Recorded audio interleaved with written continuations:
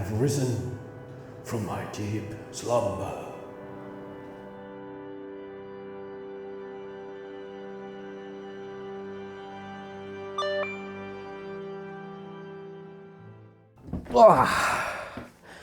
Moro moro and welcome back to Culinary Roleplaying. I know it's been a long time since I've been doing these videos for you guys, but let me tell you, it's not been for the lack of trying. There are a few reasons why my channel hasn't been this active for recent months. One of the reasons is my current day job, which is actually working in KNAVE boardgame Helsinki. KNAVE boardgame Helsinki is basically like a hub in Helsinki, the capital of Finland, where people can come meet up and play some board games and also a lot of tabletop role-playing games. We have quite nice TTRPG community and a lot of active crews come to play to KNAVE board game every week. So it's been wonderful to work in a place that is very centralized hub of TTRPGs, in Finland at least. If you're ever in Helsinki, search up KNAVE board game and come to say hi. I can also leave a link down below. Because we also have a Discord server that also has gaming groups in Finnish and in English as well. Our Discord server has like over 1,000 people. We have looking for group channels, we have tabletop role-playing channels. We also have a lot of hidden identity games, you know, like Secret Hitler, One Night Werewolf, Blood on the Clock Tower, all this kind of games as well. So yeah, that has been taking a lot of time. And then another big project that is being near and dear to my heart. It is something that you guys can enjoy really soon. 1st of October. Keep that date in mind. I will be revealing more info soon on this channel as well, but I promise you, it's gonna be something epic. It's gonna be a live play show, but I promise you, it's gonna be something very different that you are used to being watching. And no, we are not playing D&D. But that's been quite a lot of self-inserts for the beginning of the video. Now, let's finally get back in...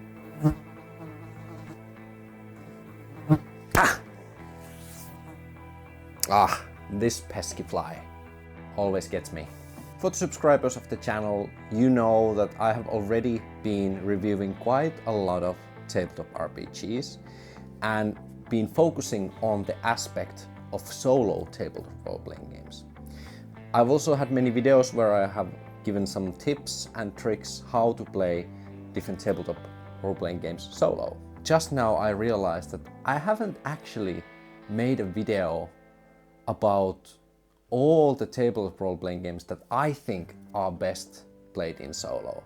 I think I have one that is focused on fantasy games, but never have I done like an actual top 10 of my personal favorite games that I think are the best also in solo play.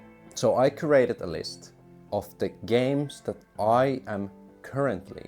This list is ever fluctuating. All new games come and go, some games stay, but right now these are the games that I'm either really excited about, they have been left into my repertoire of solo games that I come back to from time to time, and also I try to take games from different genres, because I could have done like a top 10 best fantasy games easily. I could have done top 10 of the best horror games easily, but this is like an all-encompassing list of different genres, of different play styles that hopefully you guys can find some new TTRPG that you probably haven't tried before. So without further ado, let's jump right into it. I think the first game doesn't need a lot of introduction. I think it's kind of no-brainer and most of people already know about this game. Dragonbane RPG from Free League Publishing is an excellent tabletop role-playing game. It's an excellent game to play as a group, but it also has really good and solid solo rules. And why Dragonbane keeps on getting back into my repertoire, why it keeps on getting back into my list, is because it's the perfect combination of actual mechanical depthness, simplicity, and still being like this kind of very loose fantasy, like this kind of heroic fantasy oriented game, even though it's much more grounded fantasy and much more grounded heroic fantasy than, for example, Dungeons and Dragons. But I would still count Dragonbane as an heroic fantasy game. The mechanics are really simple, rolling a d20 under your skill. The skills give you a lot of options to within the narrative as well, to what you can try and find out and what could you do in different situations. The character resources are unified. You have willpower points that work with spells, with heroic abilities, with everything else. And the pushing mechanic is wonderful. It just gives so much narrative flavor when you fail a roll, you can just take some kind of condition like exhausted or afraid or disheartened that really emphasizes the inner world and the journey of the hero when he come across all these problems within his path, within their path, and they have to overcome their weaknesses in order to become the hero of the story, basically. And I also enjoy the hero progression of how smooth and natural it is. You usually improve on the skills that you use more, because every time you crit succeed, every time you crit fail, you have the possibility to better your skills. And also heroic abilities are mostly acquired through going into the world and basically giving the character those heroic abilities that make most sense. So you actively actually have to go into the world and find the power you seek. It just doesn't drop you into your character with certain intervals. And that is always something that I really enjoy in different games, that encourage you to actually discover and search for things. Search for power, search for knowledge, search for treasure. Because that aim of searching is what drives especially solo games forward. Because usually you don't have this big storyline that the GM has come up with. You can do that, but usually solo tabletop gaming works best when it's about discovering the story through play. And the second game, I think I dubbed it the best solo TTRPG in my video. And I think it's still quite accurate. I'm talking about OVA RPG. It is a universal anime-inspired TTRPG, but you really don't have to use the anime aspect of it. Like, hands down, if you want to have, again, this kind of cinematic adventures, to have characters with different abilities, to have characters that discover new things, fight new things, and evolve in different ways during the story, the OVA RPG is really good. You can basically build any kinds of characters in any kind of genre, and the dice pool system in that game is really simple. You just roll d6s and either pick the highest results, or you pair up the same results to get even bigger score. It's very simple, and the whole thing that you can actually like create your own combat style using the abilities and building up your special moves.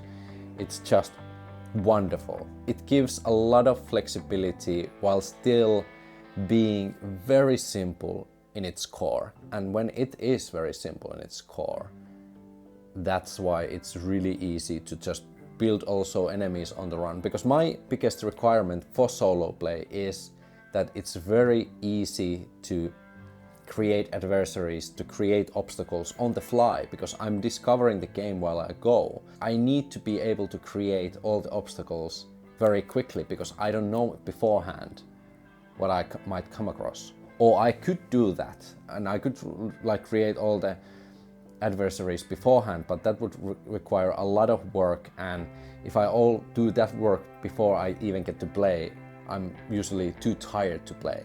Because the magic in solo play compared to playing with a group is that you can just sit down by yourself and start playing. You don't need to schedule a time, you don't need to do a prep work beforehand, because that is basically the really good upside compared to group play is that you can just start and play. That's why you need a system that supports that as well. An OVA, Dragonbane as well, and I think all of the systems that I mention in this list are that kind of games. But yes, OVA RPG, really good. I have made a video about it, links down below as well, go check it out. Third on my list, oh by the way, these are not in any particular order, these are like just 10 things that I really enjoy. They are not ranked in any order, I'm just saying them out loud in this order for some reason. Number 3, I'm cheating because I'm actually talking about 2 games. These 2 games are quite new. These are also 2 games that are really trying to scratch the really same itch, which is fantasy, heroic fantasy play in a very minimalistic narrative system. And I'm talking about Grimwild and Legends in the Mist. Legends in the Mist has been having quite a lot of attention from the YouTube tabletop RPG community lately, which is really nice. I think the game is really well done in a way as well that it has really simple baseline mechanic, which is from the Powered by the Apocalypse. Roll 2d6 and get varied results, either great success, partial success or a failure. Really simple. But they use tags in a sense that everything in the world is a tag, and it's either positive modifier or negative modifier. It doesn't make the game simpler, on the contrary, it kind of makes it kind of complicated, but the philosophy behind the mechanic is that everything can be just a modifier, +1 or -1, and you can just smash them together. The idea with the system was that it's trying to simplify and take away unnecessary math, but I think in that aspect the game fails spectacularly. I'm starting to criticize a game that is on my top 10 list, but I will come to that why I like it so much. But yeah, if you are looking for a simple game that doesn't require a lot of math, don't look this way, because this game is not that. This game has a lot of math and also a lot of tag recognition, because not only there are different tags, then there are condition tags that can have modifiers from 1 to 6 basically, and your character has 5 hit points. Well, you don't say that, but when your character is getting a hit, they get wounded condition tag, which is from 1 to 5, and when it's over 5 they will be like knocked out or death. They don't specifically say that they have hit points, but they do. So that is also kind of like, well, you don't, but you do. But I think the basic philosophy in that is that you don't have to be always, like, the hit points don't need to be everything. Like, if you just get too confused, or if you get dizzy tag, which condition goes over 5, that means you just pass out. So in that sense, it frees the interpretation of what hit points mean, because we have very strict ideas already what hit points mean in a game. So I think that's the reason why they kind of like went off with the hit point idea. But it still is kind of hit point-y, if I might say. Why I enjoy this system is that the tags are really great at building different characters. You have so many building opportunities. You have basically 4 main tags that have multiple smaller tags that are these kind of like positive modifiers, and you have also negative aspects. And the character is changing throughout the story. When you choose something within the tag that is like supporting the tag, you will put some pips in, like experience, that you are going towards that tag, going towards that aspect of your character. And then sometimes you might make decisions that go against your tags and your ideas of your character, and then you will add those sorry, my English is broken. Abandoned tags, basically, abandoned experience. And that can also change your character. And the natural change of your character throughout the story is really cool and really interesting. But in a game where they also wanted to go away from like getting too like modifiery. They still wanted to make different tiers of like tags. Some tags with your character are basically origin, like the baseline, then you can be a little bit better, and that means when you have more like might, like you are a great hero and this is a filthy peasant, you will get a modifier from that because that tag is more valuable than this tag. But then there is also the condition thing, and like it's like it has a lot of ways you can go about it, and maybe it's too fiddly, just a little bit too fiddly, but I really appreciate the freedom that this game provides to this narrative-based, like this powered by the apocalypse-based game, because it has been usually so playbook or class-based system overall. So this system basically just breaks it loose and makes it kinda like a skill-based. It's not skill-based, but aspect-based, but you can freely form those aspects. So the creative freedom within this game, within simple narrative, is really good, and also the narrative dice mechanics really nice. But I also wanted to mention Grimwild because it's basically the opposite side of the same coin, where Legends in the Mist uses the Powered by the Apocalypse system. Grimwild uses evolved version of Forged in the Dark system, which is more like a dice pool where you roll d6s as a dice pool, and when you get the 6 you get the success, partial success when you have 4 or 5, and then 1 to 3 it's failure. But the game also adds in thorns, which are basically this kind of opposition of the world and like kind of like difficulty scaling. And the thorns are d8s, and when you roll 7 or 8 from the thorns, then you will lower the success level down by 1. And Grimwild also has basically classes. It has all the basic heroic fantasy classes of the barbarian, bard, fighter, wizard, you name it. But all the spell casting is very narrative. It's very free form, even though you have kind of like spell slots, but the spells are free form. Your fighters and your barbarians can do this potent feat of strengths, which are basically described as when something should be done as a group. Like if there is this giant boulder, it would be almost impossible to push it as a single person. Like it would require 5 people to push it.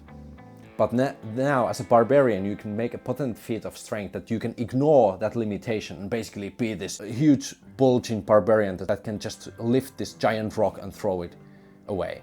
Like you have the power to do these heroic feats that your class is supposed to do, but it's not put in strict numbers, it's just based within the narrative that would make sense. Being in a fight, if you would fight one single enemy, that would be easy, so there wouldn't be any thorns against you. But if you would be fighting maybe like 3 people at a time as a hero, that might be quite overwhelming, so you might have 1 thorn for this action roll because there are so many enemies. And then you could be fighting a group of enemies, just yourself. Then you might get 3 thorns, which is really difficult. But that's like you fighting against impossible odds. And it's really cool that you have these powers that you can basically make these impossible feats possible. And that is the aspect I really enjoy in Grimwild. So yeah, these games, because they are player facing, GM doesn't roll any dice, they are really good solo games. They are really good narrative games. And both of them basically have really good baselines for solo, because they both have been created in a way that you create the enemies, you create the locations, you create the world, you create the people, just rolling random tables. And the book both contains a lot of random tables and generative tools for everything. So they are perfect for solo play. I can't recommend both of them highly enough. I'm probably gonna make a video about them as soon as I can, but for now, just trust me, bro. Okay, next one on my list. What I also enjoy about rule systems when I'm playing tabletop role-playing games, and when I'm playing especially solo, is that we have rules that basically are very concise. They have basically the whole world rules and how the world economy works, how the world power balances work. Basically, like, it's all encompassing. Also, the world logic is within the rules. And when I want to play an OSR style of solo world, I usually go with KNAVE 2nd edition. In addition to just creating your characters that are very fast, you can just make characters boom boom boom. All the basic attributes really give you all you need and all the aspects that you would want to play. Like if you want to play a warrior, you just puff up your strength. If you want to play a ranger, you just puff up your wisdom. If you want to play kind of like roguish type picklocky person, you just put all things dexterity. If you want to be a wizard, you just and so forth. And just by giving the characters the stuff appropriate to the character gives them basically the feeling of the class, gives the feeling of the hero they can be. Like if you want to be a noble with a sword, you just have a noble clothing and sword. And if you want to be a knight, you just put yourself an armor and shield and that. And if you want to cast some spell, you want to be a knight that casts spells, just add few spells there. And that's that. Like, it's so... I love the freedom of the KNAVE system, because always when I play class-based games, at some point the story takes a turn when I'm like, well, character will probably now take off their armor and basically put some sneaking suit on and do different kinds of thing at this point. I think that is the baseline of an adventurer.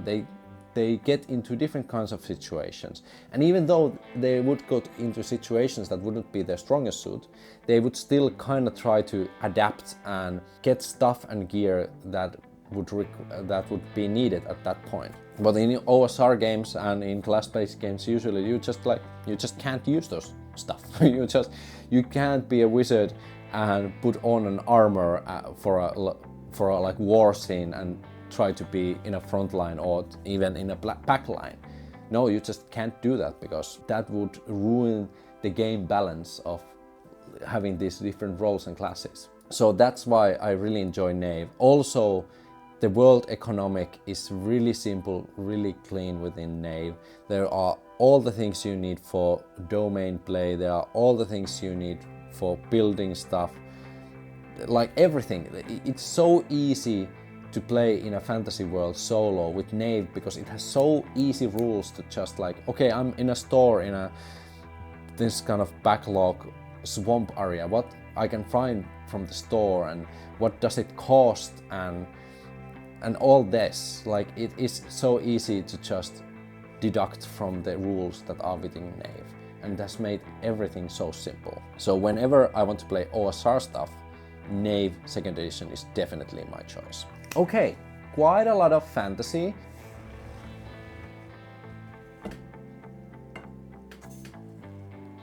Don't look at my food cabinets. Okay, now it's even more distracting when the mirror is. Okay, I'll just put this mirror away. There wasn't actually really anything interesting in there. You can move the video back and watch if you want, but it was just distracting for me because I wanna. Hey! Short attention span. I'm here.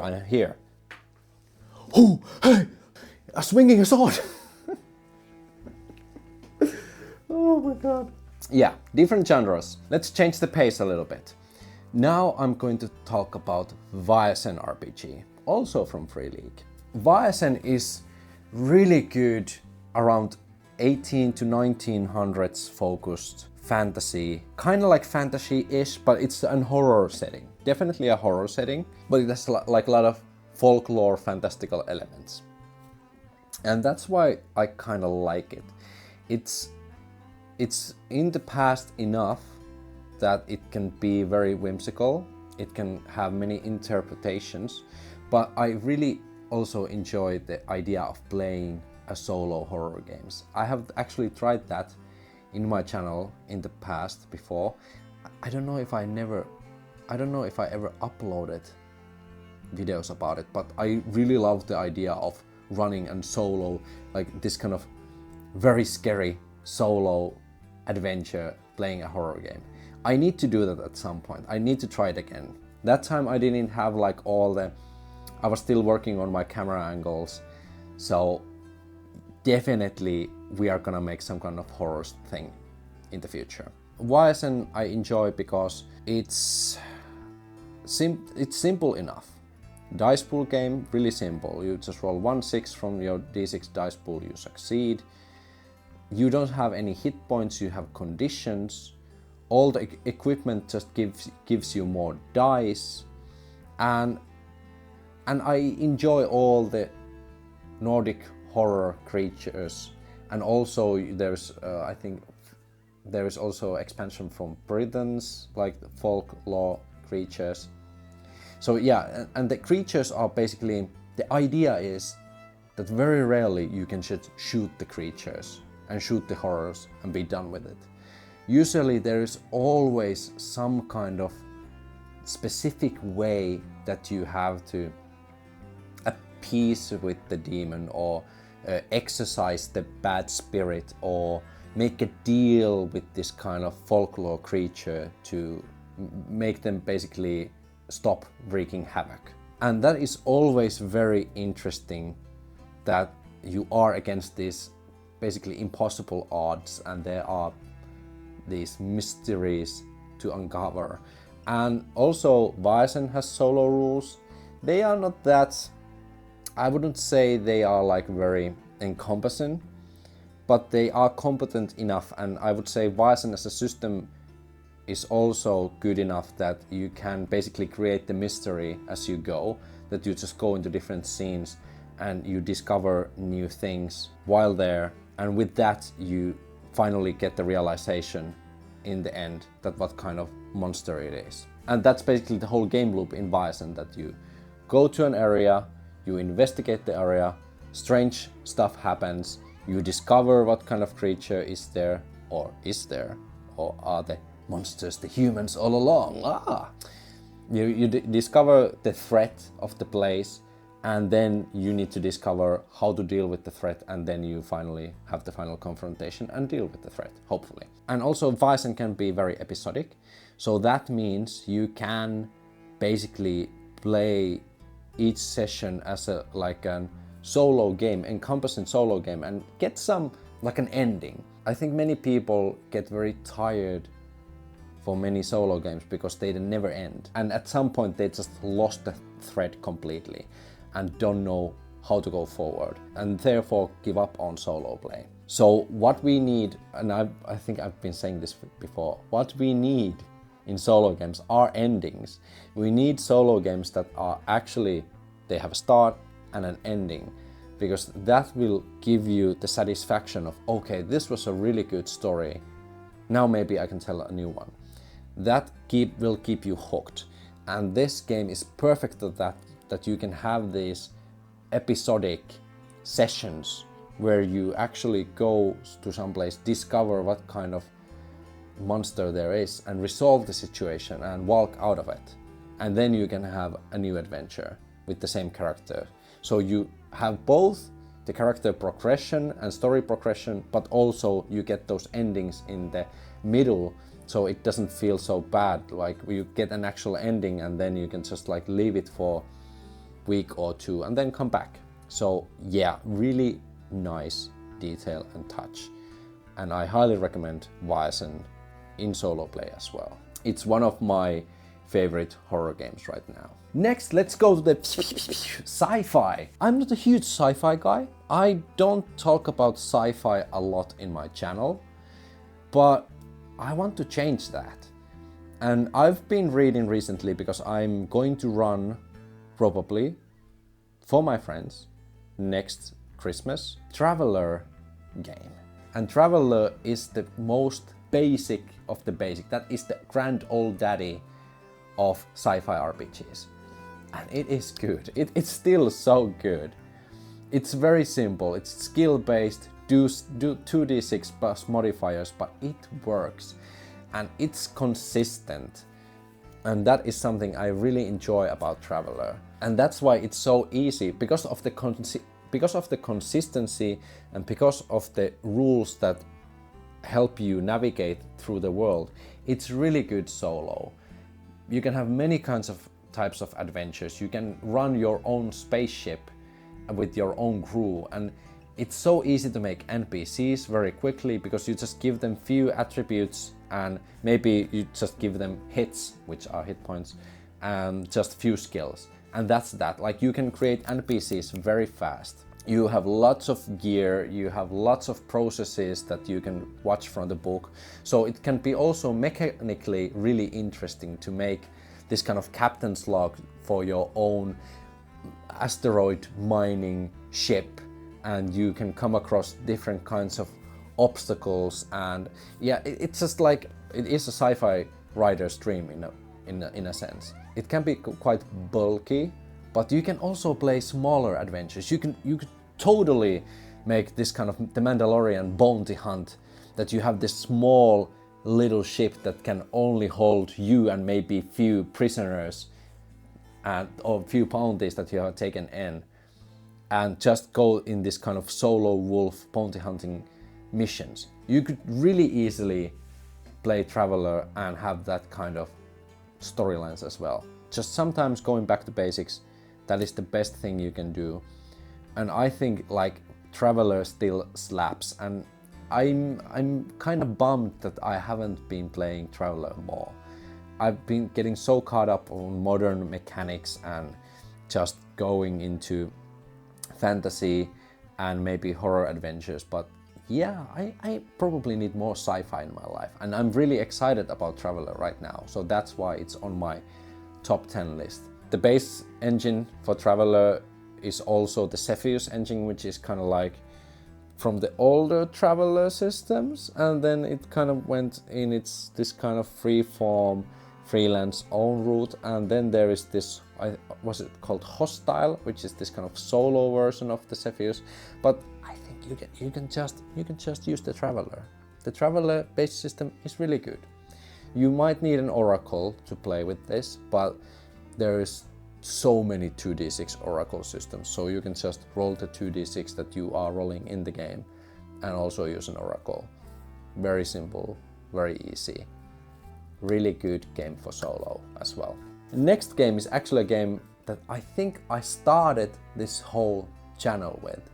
I started my whole solo play YouTube channel, Culinary Roleplaying, playing this game. And I'm talking about OUTGUNNED RPG. And OUTGUNNED is giving some variety for this whole top 10 list. It is amazing narrative action, like modern action game that just works really well solo as well. Again, player facing, that's why it works. But the idea of like, because in OUTGUNNED the basic mechanic idea is that you always try to basically push the roll. You can roll again if you can roll a higher degree of success the next time. So it's this action kind of pumping that you always think about, should I roll again? Should I roll again? Could I roll a little bit better? Can I risk it? Like, you have the adrenaline pumping when you are describing for yourself these amazing action scenes where you are dodging when you are dodging for cover for this automated turret fire, and you try to push and it's not quite enough, but it was one success enough, but can I push again? And I push again, and it was a little bit better, but it's not enough, will I push it again? And still being very straightforward and simple mechanics, but it can really create this epic action adventure in this kind of like modern sense. So definitely, if you are craving to step away from classic fantasy and sci-fi settings and want to have this kind of Fast and Furious, Die Hard, Tomb Raider kind of vibes and adventures, OUTGUNNED RPG is really good choice for that. And number 8, as you might see, Iron Swan is not here. I know, don't get mad at me. It's just because, like, don't get me wrong, I respect Iron Swan immensely. It's an amazing game. Free, amazing solo game that really has been built for solo play, and I respect it immensely for it. But the games that I mentioned before, like Grimwild and Legends in the Mist, are basically just like giving me the fantasy narrative itch already. So I don't need Iron Swan anymore, because I have this more open games, because what Ironsborn does is that it has the moves. And I know the moves are meant to just narrate the outcomes and giving you the change in your resources, but the moves, they get quite boring at some point. At some point, I'm just tired of describing the same moves again and again in a different light. And it's the same as just having a different attributes within a character, and you are just rolling the same attributes over and over again. But something about them being a move and then strictly giving me the outcomes from those moves, it's just like it makes it feel narrow. And it's good when it's narrow when you're starting out, but at some point for me it gets a little bit like samey. But which classic I'm going to mention is Savage Worlds.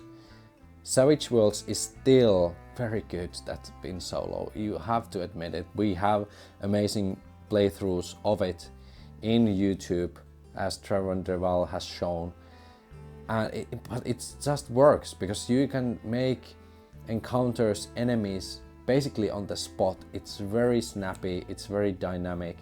You have various of skills, you can create and expand on your characters. There are so many different rules for mass combat and vehicles, and it just works.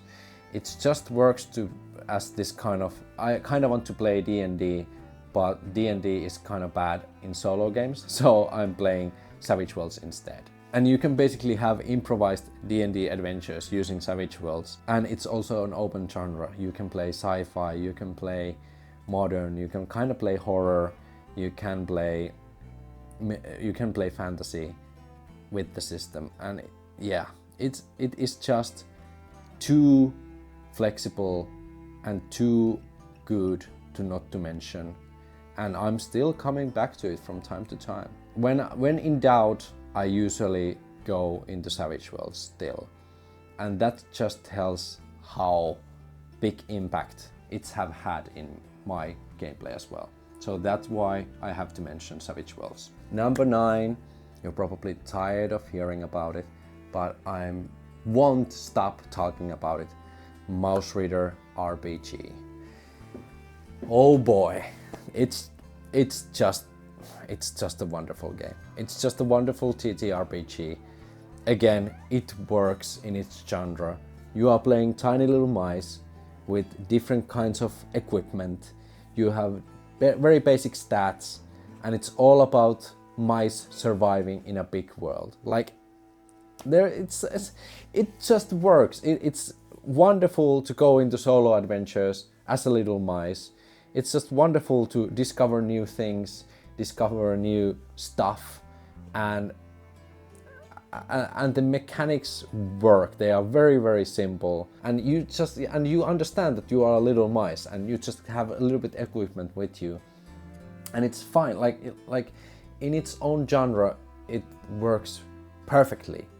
And if I want to play little mice in a fantasy world or in a modern world, I always go with Mausritter.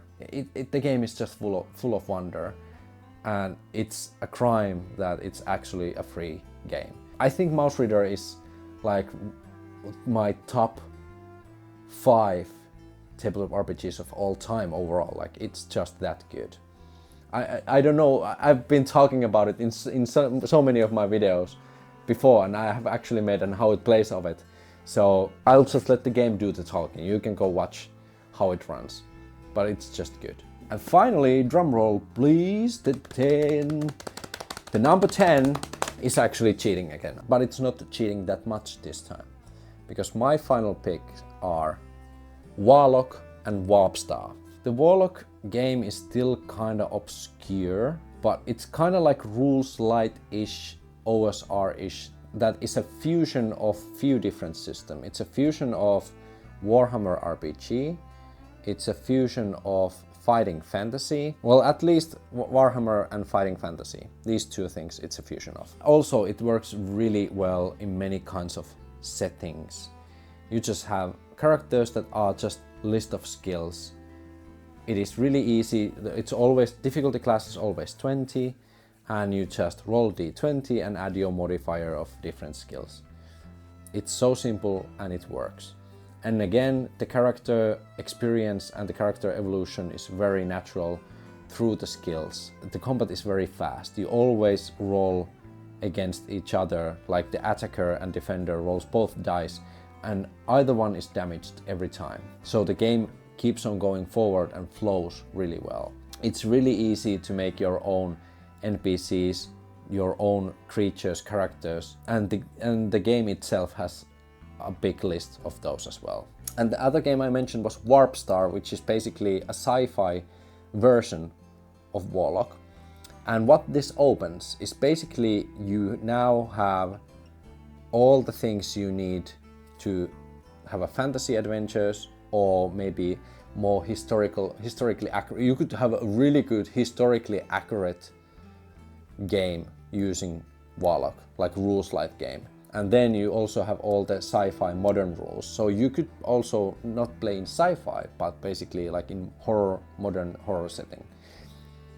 And what I also like is that the characters are simple enough that it's very easy to make multiple characters. So you could easily play a party of characters at once, because you don't have that much mechanical depthness.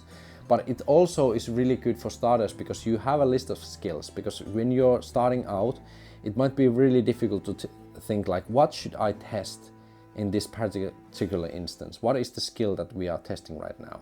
So it's nice that there are a lot of skills you can pick from. And also, like Mausritter, like this game, it's really easy to make it more narrative by using 2d20, and basically when the both dice would succeed, that is a great hit. When other of the dice would succeed, that is a partial hit, and when both dice would fail, that's like a full failure. So you can add narrative elements into these simple games really easily. I like the stamina system of the game, that it basically has HP, but it's called stamina.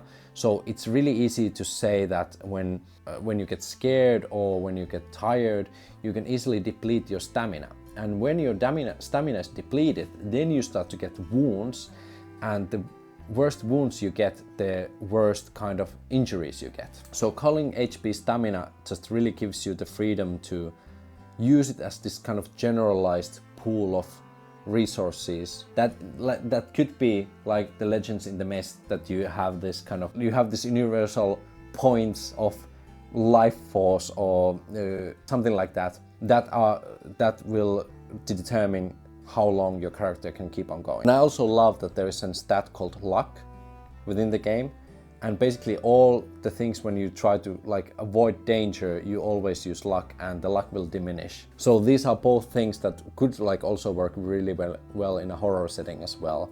So that's why like I think it's a very simple system, but it's at the same time it's very universal. Again, it's like the global rules of the game, the globality of the things, just like in KNAVE. It's really simple to just create an fantasy town, because you can assume that all the characters are kind of relatively weak, or like follow the basics of human condition. So it's very easy to understand like the dragon is always big and bad and evil, and one peasant is a possible threat, but a manageable threat in a sense. And I enjoy Warlock's rules lightness, and also that it only uses a d6 or a few d6s and a d20.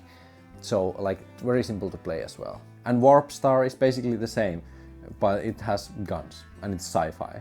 So it has some spaceship stuff as well. But these are my top 10 tabletop RPGs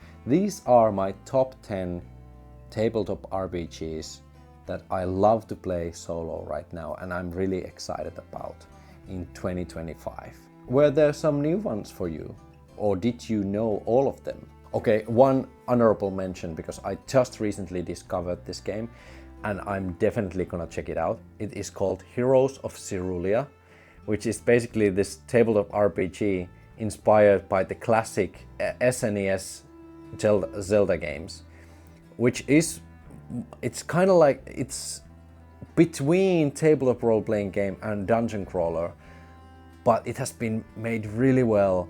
The book is so good. There's also solo rules. And when I was talking about that more solo games needs an ending, that is actually a full game within the book. That game actually has an ending. You are trying to find all the Triforce pieces, and when you go and get the Triforce pieces, you can go into the final dungeon and defeat the final boss. Like, it is a tabletop role-playing game that has an ending in itself. So it is perfect for solo if you feel like I'm always like creating this stuff and I never finish my solo games because I don't know how to finish them. This is a game that has very linear, clear goals for you as a solo player that you can reach, go through the dungeons. The dungeons are pre-made, by the way.